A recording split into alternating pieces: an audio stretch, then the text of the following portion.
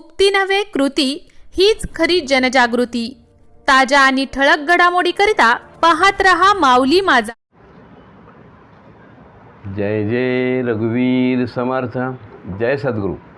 माझं नाव यशवंत विठ्ठल पवार उर्फ माऊली, जनहित सेवा संस्थेचा संस्थापक अध्यक्ष, महाराष्ट्र राज्य, जिजाऊचं देणं कार्यकारी संपादक, माऊली माझा चॅनलचा संस्थापक। आपणापुढे व्हिडिओ सादर करण्याचे कारण की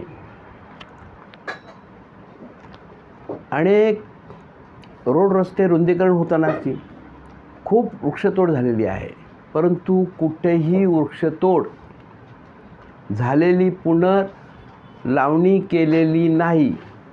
हे मी राज्य शासन आणि केंद्र शासन यांच्या निदर्शनास आणून दिलेलं आहे।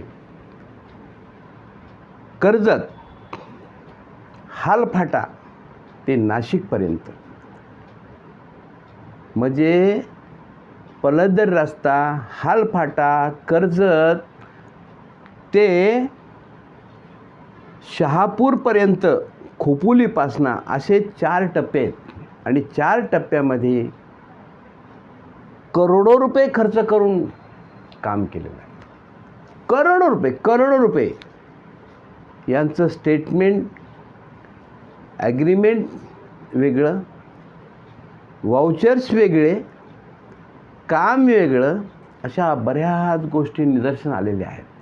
मला राज्य शासन आणि केंद्र शासन यांना का सांगावं वाटतं, कारण देशाची हानी जर कागदोपत्री जर तुम्ही लिखाणाद्वारे जर तुम्ही जर त्याचा तपास करत नसाल, CBI वाले, क्राईमवाले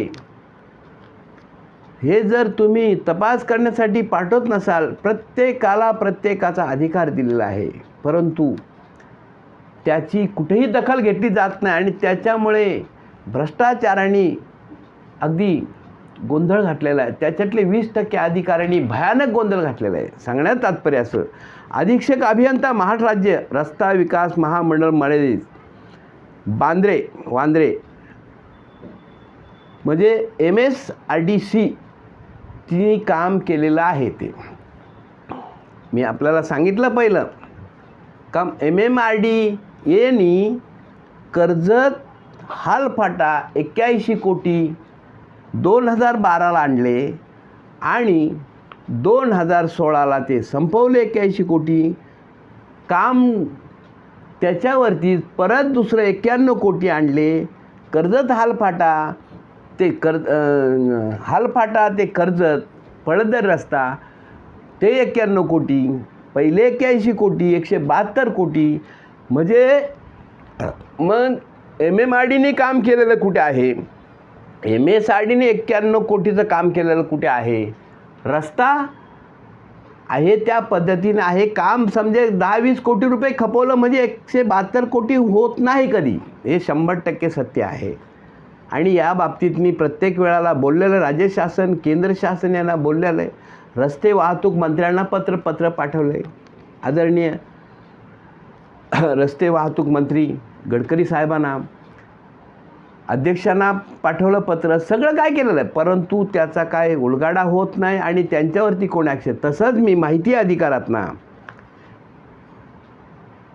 रोड सेक्शन पाटगाव खोपोली हा 548A हा रस्ता आहे। तुम्हाला इथं अनेक वृक्षतोड झालेले, अनेक आदिवासी प्रॉपर्टी, विविध लोकांच्या प्रॉपर्ट्या घेऊन काम केलेलं आहे। त्याच्यामध्ये ना लाखोनी वृक्ष तोडलेले आहे, पण कुठेही लावलेले नाही। त्याच्यामध्ये अनेक शेतकऱ्यांच्या प्रॉपर्ट्या गेल्या, कोणालाही पैसे दिलेले नाहीत। हे 100% सत्य, मी पुराव्यासह बोलतो। म्हणून हा रस्ता शहापूरपर्यंत गेलेला आहे। हालफाटा ते शाल असे 4 पार्ट याचे आहेत आणि 4 पार्टमध्ये करोडो रुपयांनी खर्च दाखवलेला आहे आणि करोडो रुपयांनी खर्च केलेला आहे।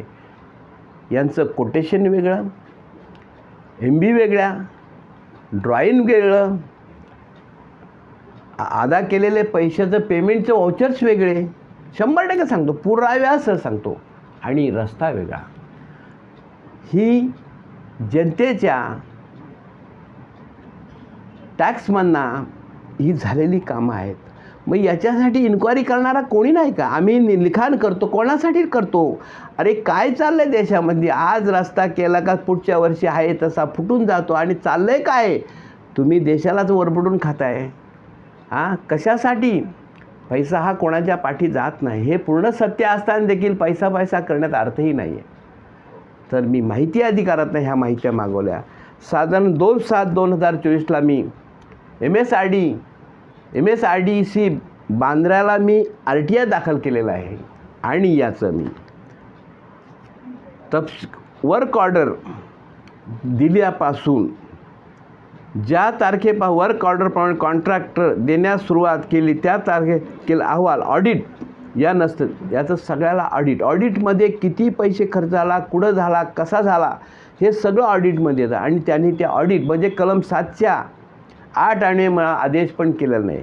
2/7/2024ला मी RPDनी पाठवलेलं पत्र आहे. पण ह्या पत्राचं एकही शब्दांनी मला उत्तर दिलेलं नाही आहे. का दिलेलं नाही आहे? कारण आहे स्थिती तशी. मग आंधळं दलतंय ना कुत्रं पीठ खातंय, हे देशाला हानिकारक आहे, मानवाला हानिकारक आहे. कोणत्याही MSRDCने मला कोणतेही पत्र पाठवलेलं नाही. कलम 7/8 अन्वये हे मी रजिस्टर केलेलं पत्र आहे. रस्ता रोड कसा त्याचं ऑडिट सगळं मी त्याच्यानं दिलेलं आहे. परंतु काही पाहायचं नाही. मग ते म्हणतात जाऊ द्या, प्रथम अपील जाऊ द्या, द्वितीय अपील जाऊ द्या, तक्रार कोण कोर्टात जाईल? माझ्यासारखा सर्वसामान्य साधारण माणूस कोर्ट कचऱ्या करायच्या, मग त्या वकिलाला पेमेंट, हे काय चाललं आहे? म्हणून करोडो रुपयाचा केलेल्या कामाच्या माहिती अधिकाराचं मागवलेलं माहिती आहे 4. त्याच्या काही माहित्या माझ्याकडे मी पुराव्यासह व्हिडिओला टाकलेल्या आहेत. पेपरला ज्यांनी माझ्या जिजाऊच्या देण्याच्या पेपरला पण लिहिलेलं आहे. तर मी अवश्य म्हणतो की MSRDकडे 100% खोपोलीपासून ते नाशिकपर्यंत, शहापूरपर्यंत करोड रुपये खर्च करून केलेला रुंदीकरणाचा रस्ता आहे.